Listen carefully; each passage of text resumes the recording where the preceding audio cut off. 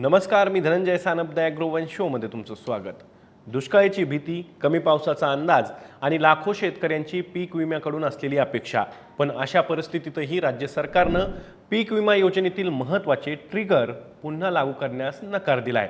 त्यामुळे प्रतिकूल हवामानामुळे होणाऱ्या नुकसानीसाठी भरपाईची अपेक्षा करणाऱ्या शेतकऱ्यांना मोठा धक्का बसलाय। यंदाही मागील वर्षीप्रमाणेच पीक विमा योजना राबवण्याचा निर्णय घेतला जात असून त्यासाठी नव्यानं निविदा प्रक्रिया सुरू होणार आहे।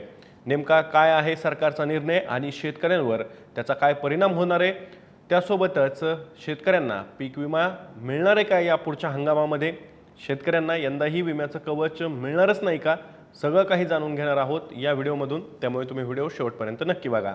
तर राज्यात राबवण्यात येणाऱ्या सुधारित पीक विमा योजनेमध्ये यंदा कोणताही बदल करण्यास राज्य सरकारनं नकार दिला आहे। प्रतिकूल हवामान परिस्थिती आणि अन्य कारणांमुळे पिकांचं नुकसान झाल्यास भरपाई देणारे ट्रिगर समाविष्ट करण्यास प्रशासनानं लाल झेंडा दाखवला आहे। त्यामुळे यंदा मागील वर्षीप्रमाणेच पीक विमा सुरू ठेवण्यासाठी नव्यानं निविदा प्रक्रिया राबवण्यात येणार आहे। कृषी मंत्री दत्तात्रय भरणे यांनी आधीच्या योजनेतील जोखमीच्या बाबींचा समावेश करण्याची शिफारस ही दरम्यानच्या काळात केलेली होती। त्यामध्ये प्रतिकूल हवामान घटकामुळे पेरणी, लावणी, उगवण न होणं, त्यासोबतच हवामानातील प्रतिकूल परिस्थितीमुळे होणारे पिकांचं नुकसान या दोन घटकांचा समावेश करण्याची शिफारस केली होती। मात्र मुख्य सचिवांनी या बाबी समाविष्ट करण्यास नकार दिल्याची माहिती कृषी विभागातील एका वरिष्ठ अधिकाऱ्याने दिली आहे। पंतप्रधान पीक विमा योजनेच्या अंतर्गत नुकसान भरपाई निश्चित करण्यासाठी पिकांचं सरासरी उत्पादन निश्चित करताना तंत्रज्ञान आधारित उत्पादन 50% भारांकन आणि पीक कापणी प्रयोगाच्या द्वारे उत्पादनास 50% अशी प्रक्रिया निश्चित केली होती। मागील खरीप हंगामामध्ये भात, सोयाबीन, कापूस तसंच रब्बी हंगामात गहू पिकाचं सरासरी उत्पादन निश्चित करून भरपाई देण्याचा निर्णय घेण्यात आला होता।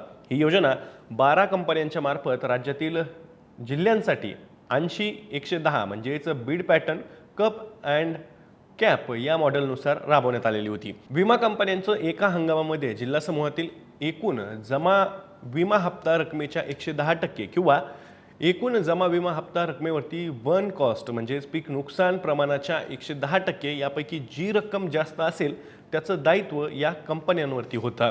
मागील हंगामात 19 पीक विमा कंपन्या निश्चित करण्यात आलेल्या होत्या। या कंपन्यांकडे 93,81,000 शेतकऱ्यांनी अर्ज केलेले होते।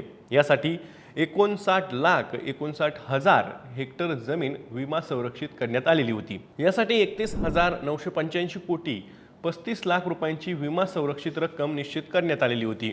यापैकी 1,461 कोटी 62 लाख रुपये नुकसान भरपाई रक्कम निश्चितही झालेली आहे। मात्र त्यापैकी अद्यापही 484 कोटी 68 लाख रुपये अजूनही कंपन्यांनी दिलेले नाही आहेत। मात्र बहुतांश ठिकाणी शेतकऱ्यांना विमा नाकारण्यात आल्यानं राज्यस्तरीय तक्रार निवारण समितीकडे तक्रारी दाखल झालेल्या आहेत। 93,81,000 शेतकऱ्यांनी 541 कोटी 70 लाख रुपयांचा विमा हप्ता जमा केला होता।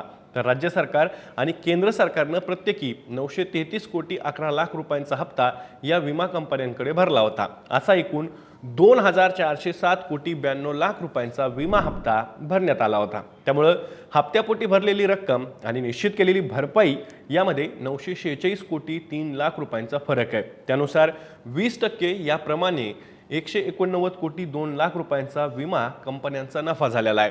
लोकसभा आणि विधानसभा निवडणुकांच्या पार्श्वभूमीवरती राज्य सरकारनं, तुम्हाला आठवतंय, 1 रुपयातील पीक विमा योजना आणली होती।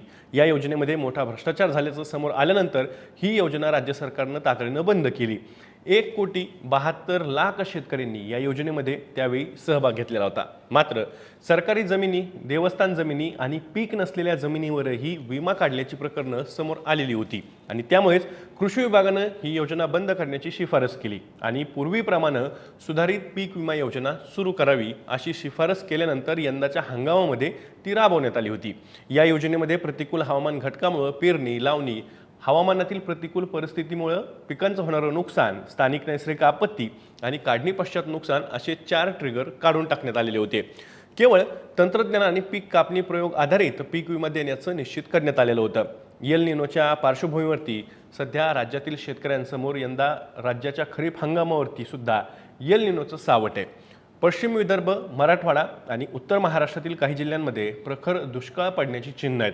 या पार्श्वभूमीवरती शेतकऱ्यांना विमा संरक्षण देण्याची गरज आहे। मात्र पीक विमा कंपन्या यंदाच्या विमा योजनेसाठी कंपन्या निविदा भरणार नाहीत अशी भीती सरकारला वाटू लागलेली आहे आणि त्यामुळेच यंदाच्या हंगामात मागील वर्षीप्रमाणेच तंत्रज्ञान आणि कापणी प्रयोग आधारित विमा देण्याचा नियम निश्चित करून योजना राबवण्यासाठी प्रशासनानं मुख्य सचिवांकडे प्रस्ताव सादर केलेला आहे। या योजनेची मुदत संपल्यानंतर आता नव्यानं निविदा प्रक्रिया राबवण्यात येणार आहेत। मात्र मागील वर्षी सुधारित पीक विमा योजना राबवल्यामुळे शेतकऱ्यांना विमा मिळण्यास अडचणी निर्माण झाल्यानं कृषी मंत्री दत्तात्रय भरणे यांनी यामध्ये पुढील प्रमाणे 4 पैकी 2 ट्रिगर म्हणजेच प्रतिकूल हवामान घटकामुळे पेरणी, लावणी, उगवण न होणं आणि हवामानातील प्रतिकूल परिस्थितीत पिकांचं होणारं नुकसान हे 2 ट्रिगर समाविष्ट करावे अशी मागणी करणारा प्रस्ताव सादर केलेला होता। मात्र या प्रस्तावावर प्रशासनानं फुली मारली आहे। मागील हंगामातील सुधारित पीक विमा योजनेप्रमाणे तंत्रज्ञान आणि कापणी प्रयोगावर आधारितच विमा देण्यासंदर्भात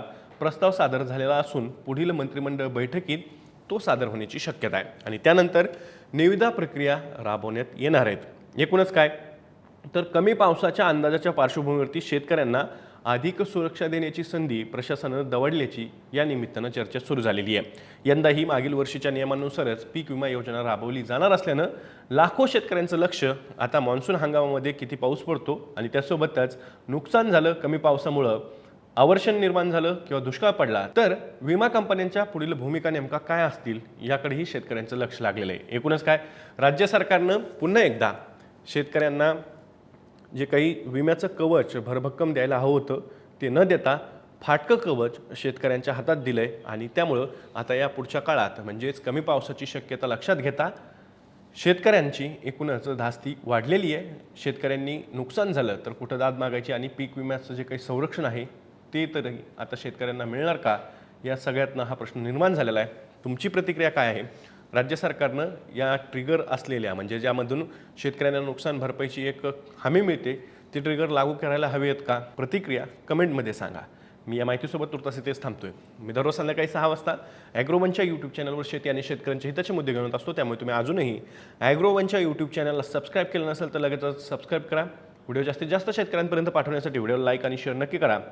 आपण पुन्हा भेटू, तोवर तुम्ही तुमची आणि तुमच्या जवळच्या माणसांची काळजी घ्या।